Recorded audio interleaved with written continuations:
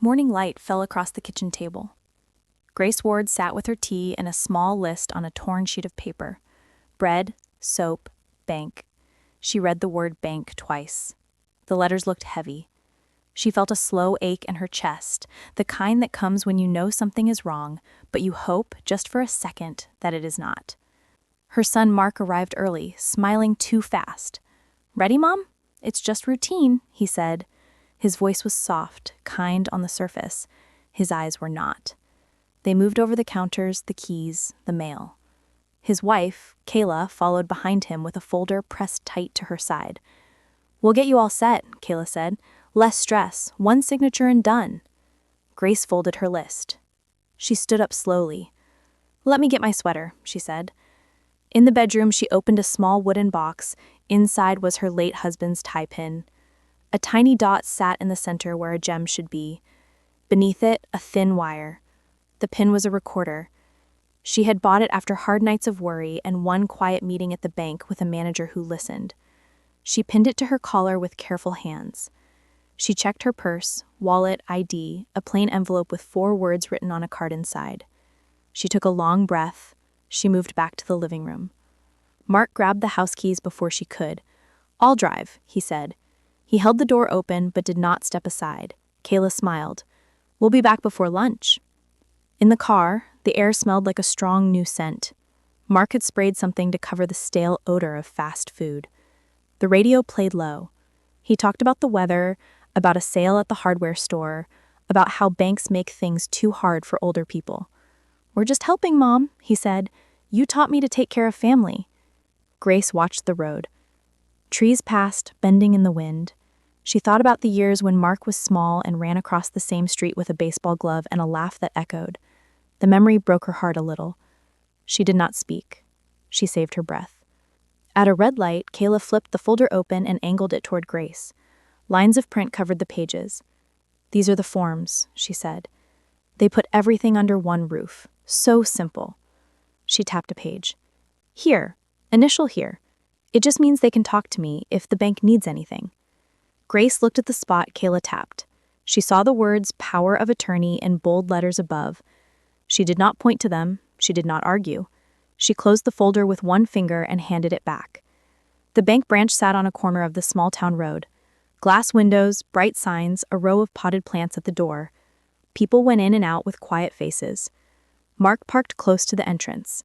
He rushed to open Grace's door before she could reach for the handle. "Careful," he said, as if she might fall. She stepped onto the curb and stood tall even though her knees were stiff. Inside, the air was cool. A faint smell of coffee drifted from somewhere behind the counter. The teller line was short. A woman with kind eyes and a name tag reading Maya looked up and smiled at Grace. The smile changed for a moment when she saw the bruise on Grace's forearm, then it smoothed back into a polite line. "Good morning," she said. Mark guided Grace toward a small seating area. He pressed a pen into her hand. "Let me fill the forms. You just sign." He laid the folder on the low table and lowered his face to whisper. "No need to make a scene, Mom. It's routine." Kayla sat close on Grace's other side. Too close. Her perfume was sharp and sweet. She put one hand on Grace's elbow, not a soft touch, a warning touch. Grace kept her eyes on the far wall and counted in her mind. 1, 2, 3, 4, 5. Counting steadied her. "Let's see a banker," Mark called to the desk. "We have paperwork." His tone had weight in it now. He wanted speed. He wanted a room without windows. He wanted to pass the finish line before anyone looked too hard. A door clicked, and a woman in a navy jacket stepped out. Her hair was pulled back. She wore a badge. Julia Brooks, branch manager. She recognized Grace with the quiet look of someone who does not forget faces. She also recognized Mark's grip on the pen, the location of Kayla's hand, and the way Grace's shoulder stayed a fraction too still. "Good morning," Julia said, calm and warm. "What can we help you with today, Miss Ward?" Grace lifted her chin. "Paperwork," she said. Her voice did not shake. "Perfect," Julia replied. "Let me find an open office so we can be comfortable." She turned to the teller line and gave a small nod that meant nothing to most people and everything to trained staff. Maya's hand went to a phone. Mark gathered the papers in a rush. We don't need. It's no trouble, Julia said, still gentle.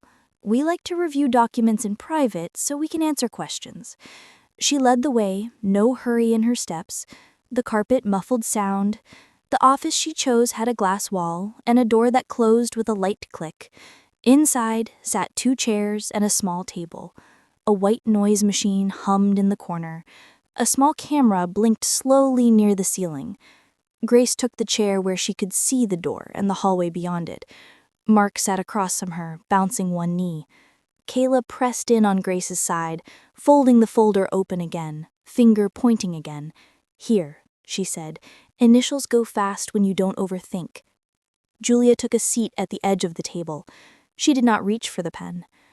Before we begin, I'll make copies of your IDs and I'll scan these forms so our system has them on file. Her tone stayed even. Miss Ward, may I have your ID? Grace opened her purse, ID, wallet, the plain envelope. Her hand found each item by feel. She placed her ID on the table. She placed the deposit slip that sat in her wallet on top of it, as if by habit, and she touched the envelope but did not take it out yet. Not yet. Her heart hit the inside of her chest once, twice, hard. Mark slid the pen closer. His smile looked tired now. Sign, Mom, he said. He spoke softly, but his jaw was tight. We need to be somewhere after this. Kayla's fingers tightened on Grace's arm until the skin blanched. We're doing this for you, she murmured. Don't make it hard. Grace turned her head and looked at her son. She did not look away. For a moment, the room went quiet in her mind. She saw his first day of school. She saw him move into his first apartment. The way he stood proud with the keys in his hand. She saw him on the day of the funeral holding her elbow like he did now, guiding, always guiding. She let the pain of that memory pass through her and not stop.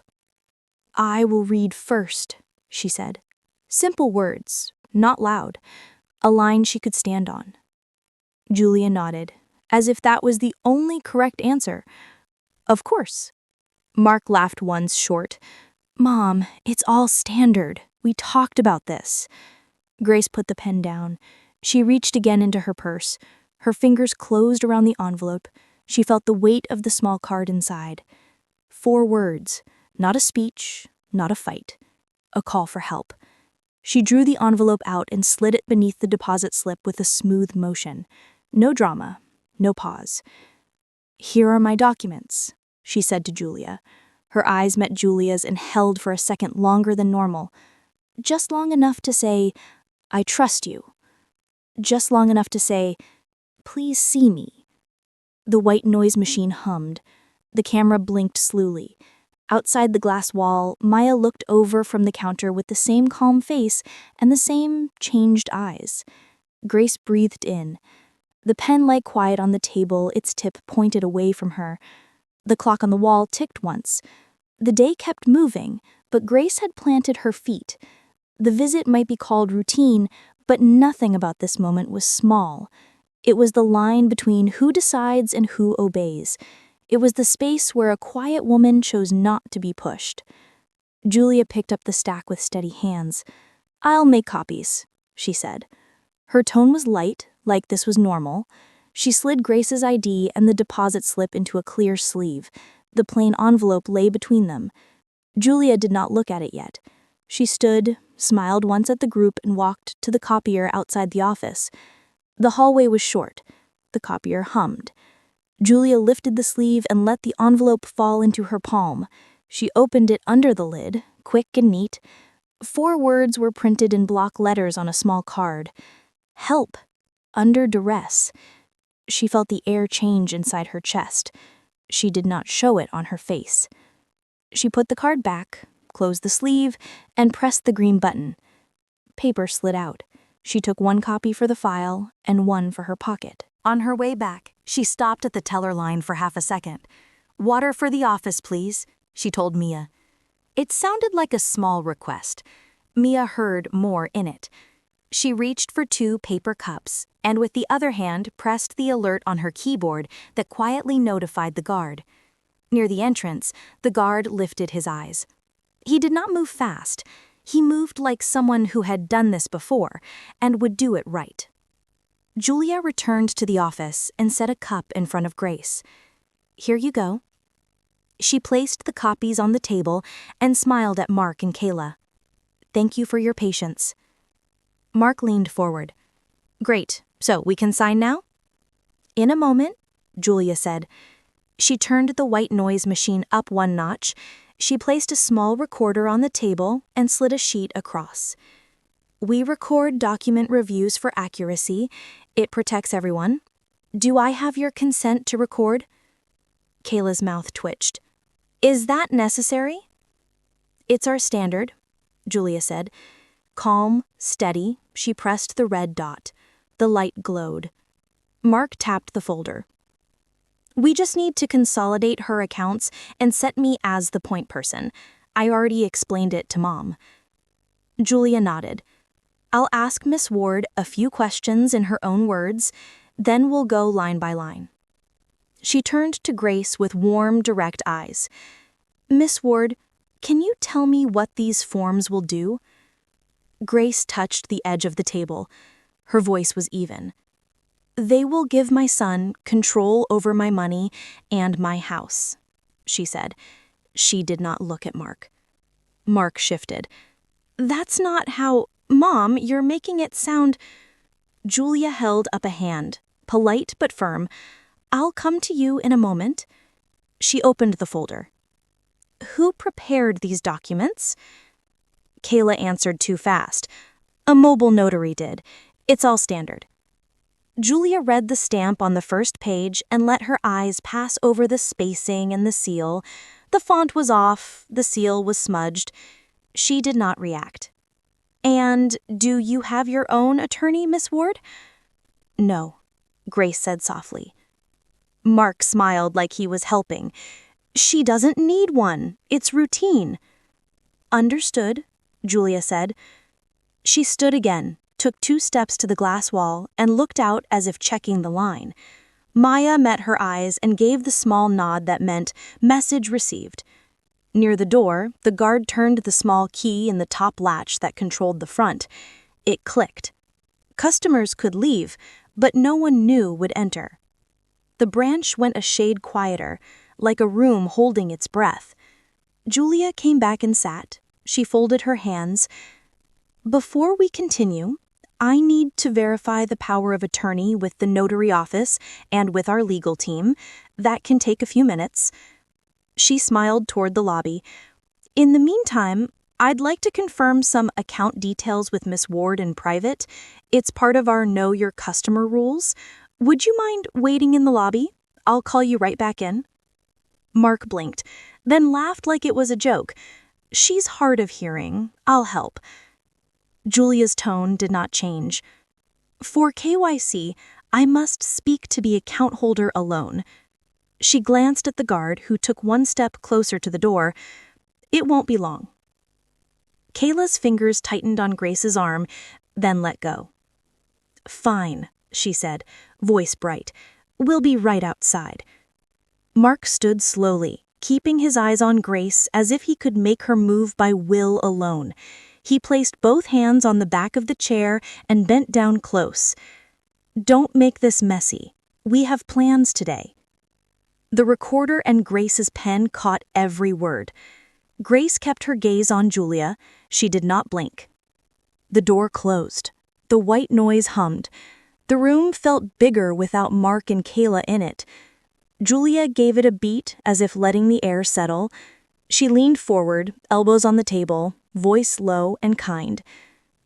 "Grace," she said, using her first name for the first time. "I read your note." Grace's face softened for a second, then pressed tight again. "Thank you," she whispered.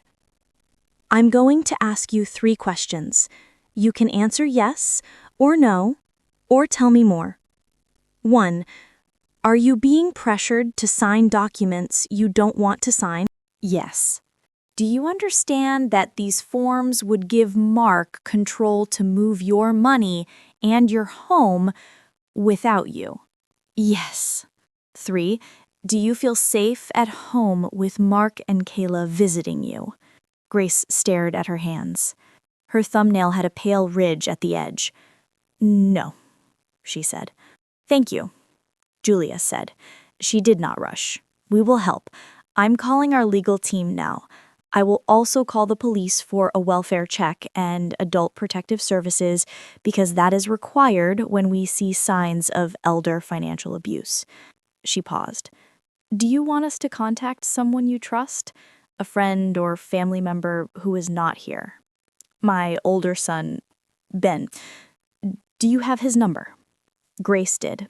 She pulled a small notebook from her purse and turned to a page where the numbers were written in careful block print. Julia copied them to a bank form titled Trusted Contact. "This is a person we can call if we cannot reach you or if something seems wrong," she explained. "It does not give him control. It lets us reach someone who will stand up for you." Grace nodded. Relief tried to rise in her chest and turned into a tight ache.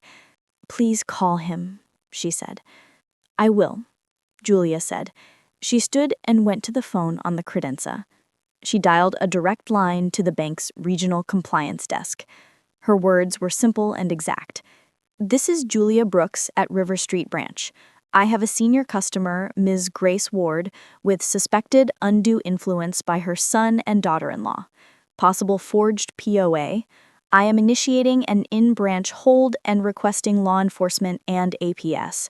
We are recording. The front doors are on controlled entry." She listened. She gave the account number. She confirmed the time. She thanked them and hung up. Then she dialed the local police non-emergency line that handles financial cases. Her voice did not change. "We did an officer for a possible elder financial exploitation in progress." Outside the glass, Mark paced. He spoke into his phone, head bent, hand chopping the air. "No, we're still here," he hissed. "She's being slow. It's the manager. Just be ready." Kayla stood close, eyes flicking to the office door, then to the guard, then back to Mark. The recorder on Grace's pin took it all in. Every word. Every scrape of his shoe on the carpet. Julia finished the calls and came back to the table. "Grace," she said, quieter now, "you did everything right. The note, the calm, the weight. I'm proud of you." The words were simple. They landed like a hand on a shoulder, steadying. Grace let out a long breath she did not know she was holding. She lifted the water cup and drank. Her hand shook once, then stilled. "We're going to bring them back in. I'm going to ask some neutral questions while we wait. Answer only what you want. I will keep you safe in this room. If at any point you want them out again, say the word review, and I'll pause and move them out. That will be our signal." Grace met her eyes. "Review," she repeated softly, testing the shape of the word. It felt like a key. Julia opened the door. "Thank you for waiting," she said to Mark and Kayla. "Let's continue.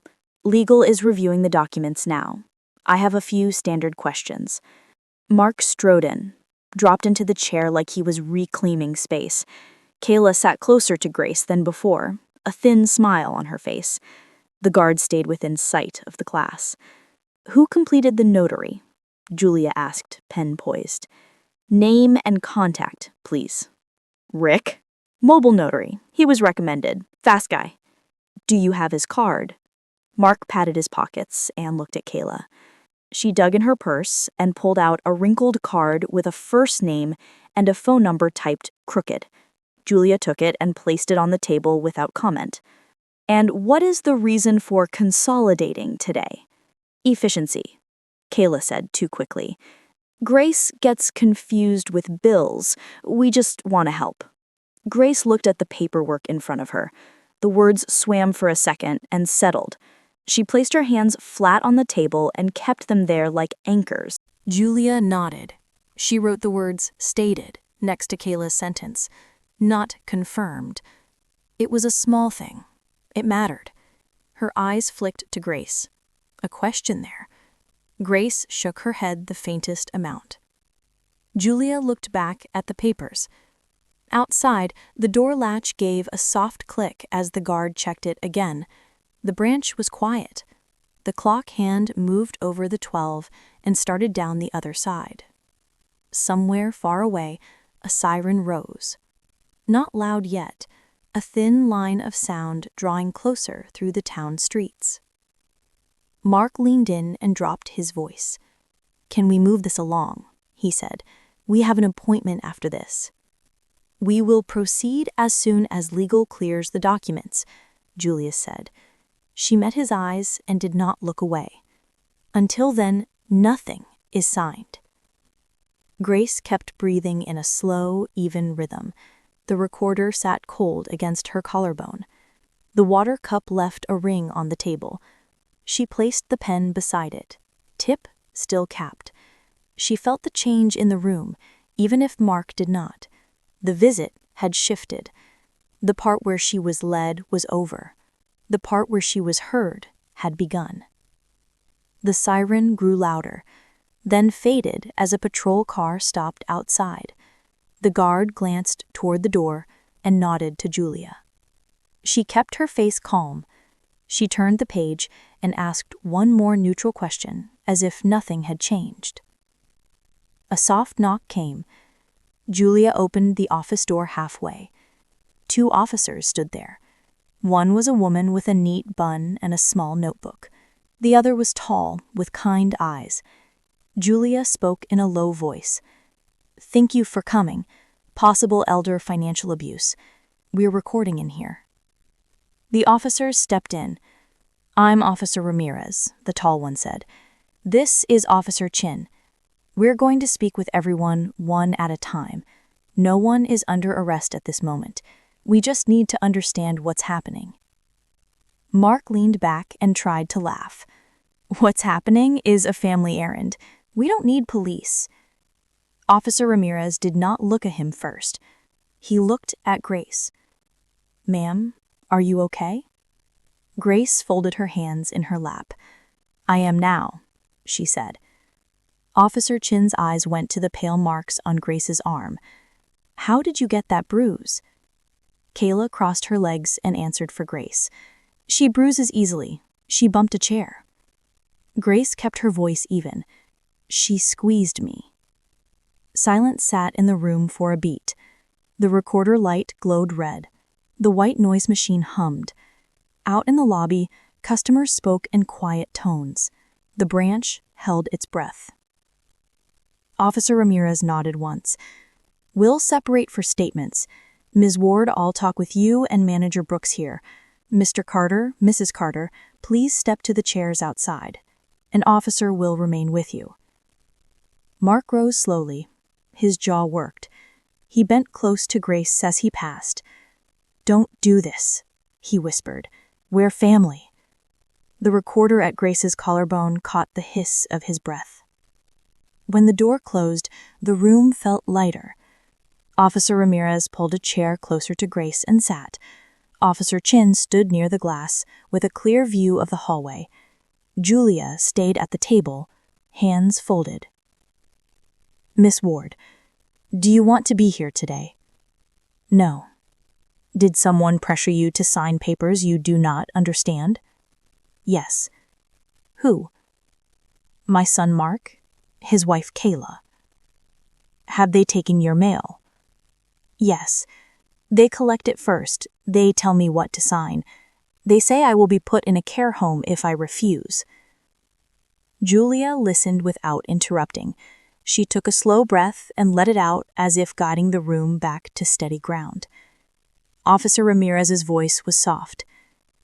"Do you feel safe at home when they visit?" "No." Her eyes burned. She kept her chin level. "Thank you," he said. "I'm going to take a photo of your arm."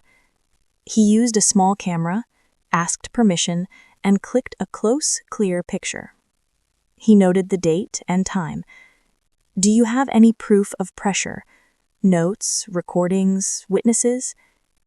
Grace touched the tie pin. "This records," she said. "I also gave a note to the bank. The teller saw it. The manager helped." Julia spoke then. "I activated our in-branch hold. Legal is reviewing a power of attorney they brought. We suspect the notary stamp is fake. We also have video from the lobby. Our policy allows us to share with police upon request. Officer Chin wrote this down. Please preserve all footage and audio. We'll request copies. A call light flashed on Julia's desk. She picked up the phone. Legal? She said, then listened. Understood. She hung up and met the officer's eyes. Compliance confirms the notary number on this stamp does not exist. They also reviewed an attempted change last week using a similar stamp. We rejected it. The pattern suggests forgery. Grace's hands tightened for a heartbeat, then relaxed. The words settled over her like a blanket and a weight at the same time. It meant she had been right. It also meant her son had crossed a line you cannot uncross. There was another knock. The guard opened the door carefully. A man in work boots and a dusty jacket stood behind him, chest rising fast. I'm Ben Ward. My mom called, or the bank did. They said she needed me. Grace stood before she knew she would. Ben, she said. Her voice cracked on his name. He crossed the small space in 2 steps and took her hands. He did not hug her hard. He held her like something fragile and strong at the same time. Are you okay? He asked. I am now, she said again. Officer Ramirez explained in short, clear lines. Ben listened with his jaw clenched and his eyes wet. He nodded once. He looked at Julia. Thank you, he said, and meant it. Through the glass, Mark saw Ben and went still. His face shifted from surprise to anger to a smooth smile in a second. Kayla angled her body to speak into his ear. Mark's hand lifted as if to push the door. The guard moved an inch. Mark's hand dropped. We're going to bring them back, Officer Chin said. We'll keep voices level. We need clean answers on record. They came in and took their cares. Mark spoke first. Mom is confused. She mixes up dates and loses bills. We're helping. Officer Ramirez kept his voice the same. Miss Ward, do you pay your own bills? Yes, Grace said. On the 1st and the 15th, I write the check and I walk it to the mailbox. Does anyone else have access to your online accounts? No. Mr. Carter, Ramirez said, turning, why do you need power of attorney today? Mark spread his hands. To simplify. She said she wanted help. I'm the one who shows up. Officer Chin wrote, then asked, Who is Rick? The notary. Friend of a friend, Kayla said. He's legit. Julia spoke, still calm. Our legal department could not find his commission. The stamp number is not valid. That is a crime. Kayla's face held a smile that did not match her eyes. Maybe it's a typo. Ramirez wrote this down and did not react. He asked for dates, for places, for times. He asked who printed the forms, who brought them to the house, who carried the mail. He asked where Mark had been last Thursday at 3 when the bank had blocked the earlier attempt. Mark said he was at work. His eyes slid away. Kayla said she did not remember. Her heel tapped the floor in a fast, thing rhythm. Outside, the branch moved on a slow track. A printer purred. Someone laughed softly near the ATM. Inside, the room felt tight and bright. Julia sat quiet, hands on his knees. When he spoke, his voice was low but strong. Mark, he said, you can tell the truth now, or you can tell it later with cuffs. Mark snapped his head toward him. You always thought you were better. No, he said, I work with my hands. That's all. The recorder caught the sharp inhale from Kayla. She leaned toward Mark. Stop, she whispered. Just stop talking. Julia's desk phone flashed again. She lifted it and listened. Thank you, she said, then put it down.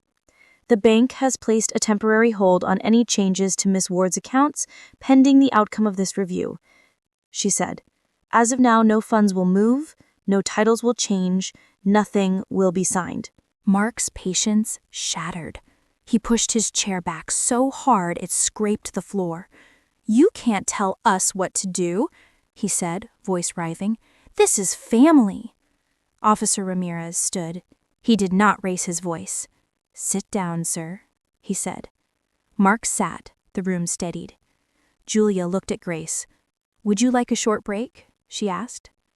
Grace looked down at her hands. They were steady. No, she said. I want this finished. Officer Chin nodded. Then we'll do one more thing. We'll play back a small piece of today's recording for the record. Then we'll step outside while Manager Brooks checks a document. She glanced at Julia, who understood. Julia pressed a button. The room filled with the sound of Mark's whisper from earlier. Don't make this messy. We have plans today. Then the softer but clear words from the lobby video. Kayla's voice, low and sharp. Initials go fast when you don't overthink. The sound ended. The room was quiet again. No one spoke for a long breath. Officer Ramirez looked at Grace. We're close, he said. Stay with me. Julia stood and gathered a slim folder from her drawer. She placed it on the table but did not open it yet. She looked at Grace, then at Ben, then at the officers. There is one more piece you should see, she said. It will explain why nothing here can hurt Miss Ward today. Mark's face changed. Fear flickered. Kayla gripped the chair arms. Ben's hand found his mother's and held on. The guard checked the latch one more time. The bank hummed on. The door stayed shut. The room, at last, belonged to the truth that was about to be said. Julia opened the slim folder. The pages were clean and clipped. She placed the top one on the table so everyone could see. This is a copy of a trust, Julia said. Her voice was steady. It is signed and dated 3 weeks ago. It lists Grace Ward as the grantor. It names Grace and her older son, Ben Ward, as co-trustees. Her home and savings are already inside this trust. Mark stared at the page like it was written in another language. What does that even mean? It means, Julia said, that even if you signed her papers today, nothing would move. The trust controls her assets, not you. Kayla gave a small, sharp laugh. You're bluffing. Julia slid the second page across. It showed the date, the signatures, and the title to the house transferred into the trust. We verified this with our records this morning, she said. It is active. Silence fell like a dropped blanket. Then Mark spoke low and tight. You did this behind my back. Grace met his eyes. I did this to protect myself. Mark's face changed. Pride collapsed into panic. You think you're so clever, he said. You think you can make me look like a thief? Officer Ramirez shifted his weight, calm and ready. No one is calling names. We are describing actions. Kayla leaned forward, voice sweet and thin. Grace, we only wanted to help. You're tired. Bills are hard. We were trying to keep you safe. Grace looked at the faint bruise on her arm. She looked at the pen Mark had pushed into her hand. She looked at Julia, who did not look away. Safe does not hurt, she said. Julia turned the small recorder toward the center of the table. For the record, she said, this branch received a note that said, help, under duress. We observed a customer being pressured to sign legal documents. Legal has confirmed the notary stamp is false. We have video of physical pressure. We have audio of threats. Officer Chin lifted her pen. Mark Carter, did you bring these documents into the bank today to get Grace to sign? He opened his mouth, closed it, opened it again. His eyes flicked to the door. There was nowhere to go. Yes, he said finally. Did you know the stamp might not be valid? She asked. He hesitated. I trusted someone. I don't know notary stuff. Who is someone? Officer Chin asked. He rubbed his face. A guy my friend knows. He said it was fine. Ramirez nodded once, as if that answered a box on his form. He turned to Kayla. Mrs. Carter, did you put pressure on Grace's arm today? Kayla's smile froze. I touched her so she would not lose her place. We have video that shows force, Ramirez said. We also have photos of the bruise. Do you want to change your answer? Kayla's eyes went flat. No. Julia folded her hands. Grace, she said, you and I met 2 weeks ago. You asked questions about safety. You made a plan. Today, that plan worked. Grace felt tears rise. She did not let them fall yet. Thank you, she said. Ben squeezed his mother's hand. You did this, he said softly. You saved yourself. Outside the office, the bank kept moving. Inside, the story had reached its end. The end was not loud. It was clear. Officer Ramirez stood. Mr. Carter, Mrs. Carter, he said, you are being detained for investigation into attempted financial exploitation and forgery. You will come with us now. Mark shoved back his chair again, but the energy was gone from his body. It bumped the carpet and stopped. He looked at Grace like a child about to fall. Mom, he said, voice breaking, don't let them, please. Grace's throat ached. She loved her son. She also loved the truth. I am your mother. I am not your target. Kayla stood without looking at anyone. I want a lawyer, she said, right now. You can request one at the station, Ramirez said. He nodded to the guard and to Officer Chin. They guided Mark and Kayla to the door. The latch clicked. The sound was small and final. When the door closed, the room breathed. The recorder light still glowed. Julia pressed it off. The red dot went dark. Grace sat very still. Then the tears came, quiet and steady. Ben pulled his chair close. He did not say, it's okay. He did not make promises he could not keep. He held her hand and let her cry. Julia brought a box of tissues from the shelf and set it within reach. We will file our reports, she said. We will preserve the video and audio. We will provide them to the police. We will place alerts on your accounts, so any unusual activity is flagged. Grace nodded. I want to press charges, she said. The words were heavy and right. I will not be quiet about this. You don't have to be, Julia said. A soft tap sounded at the glass. Maya stood there with 2 fresh cups of water. She set them inside and gave Grace a small, brave smile.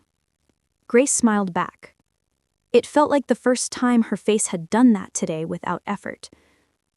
Officer Ramirez returned after a few minutes. They're on their way to the station, he said. We'll be in touch about statements and next steps. Do you have a safe place to go home to? Ben said, with me.